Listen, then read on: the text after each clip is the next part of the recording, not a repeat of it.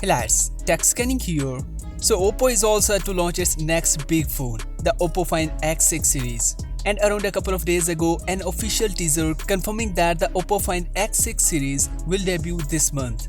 So the details about the Find X6 lineup have been leaking a lot during the last few months, and if you are following me, you will be pretty well familiar with most of its specifications.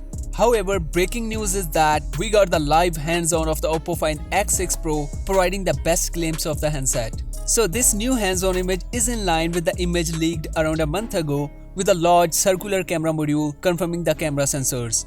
And if you can recall, we have seen something like this in the past on Xiaomi 12s Ultra.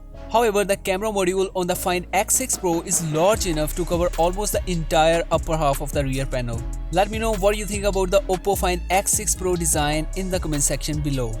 Besides the normal black, green and silver, the Oppo Find X6 Pro will also offer a two-tone color as we can see, and to be honest, it is looking quite good to me.